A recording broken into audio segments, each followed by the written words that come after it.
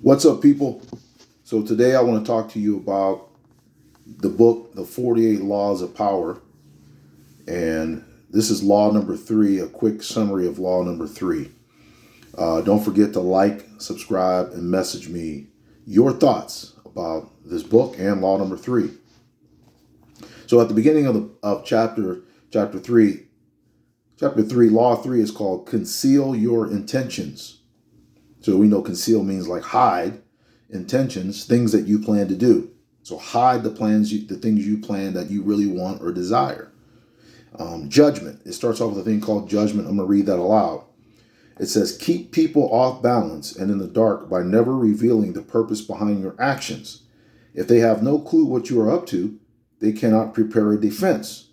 Guide them far enough down the wrong path, envelop them in enough smoke, and by the time they realize your intentions, it will be too late. So that's at the beginning of the chapter. And I just went through and underlined some things that I thought you'd want to know from the chapter. I'm going to give you those, read those aloud to you right now. So it says, never reveal the purpose behind your actions.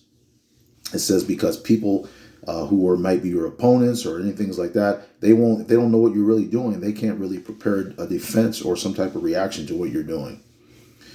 The next one, train yourself in the art of concealing your intentions. So we must train ourselves in the art of concealing our intentions. So basically, if you want letter A, you want to act like you want letter B.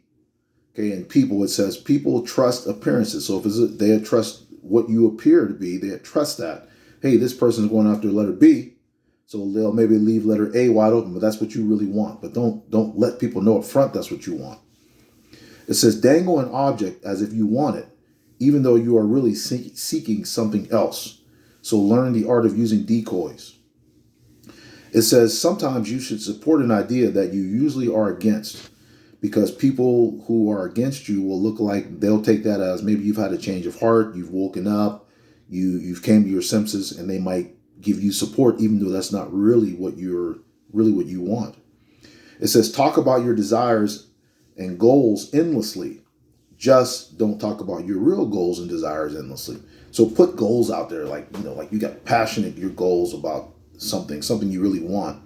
Only those aren't your real goals. Your real goals you don't put out in public. You conceal those. Develop the art of false sincerity. It says people will take your sincerity as honesty. Cloaking is a great deceiver. Learn how to cloak. Okay, there's a part of the chapter called smoke screens. It says one of the best. It says be bland in your approach and don't call attention to yourself. Like don't be this big bragger and using all these big words, because people get suspicious of people like that. It says you want to come in appearing harmless. Be bland.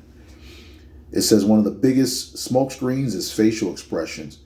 Learn how to develop the poker face, basically. It says most powerful people in history learned the art of having a face that was just bland. There was no expression to it. It says you have to learn how to minimize the readability factors. So like you don't want people to be able to read when you're upset, when you're happy, when you're sad about an idea, whatever. You don't want them to know, like, to be able to read you. Okay, and then the last part of the chapter, the last part of the section, there's a section called reversal. So it talks about basically how you could have like a long career, let's say like in politics or real estate, whatever it is. And people have gotten used to you being like using deception, cloaking, being bland. They say, well, we know that he's always looking like he's going for A, but he really wants B. People get used to that and they start not believing anything you. So at that point, it says sometimes it's be frank. It's better just to be frank at that point once they're used to you being deceptive. Because then they'll say like, they'll appreciate you. They'll admire you for being frank instead of just being deceptive. So you have to decide, when that time is for you. But basically, like I said, this chapter is about learning how to conceal your real intentions, looking like you want one thing, but really wanting another thing. So people aren't able to attack you or really destroy your real ideas that you really want. So once again, law number 3, don't forget to like, subscribe, and message. Peace.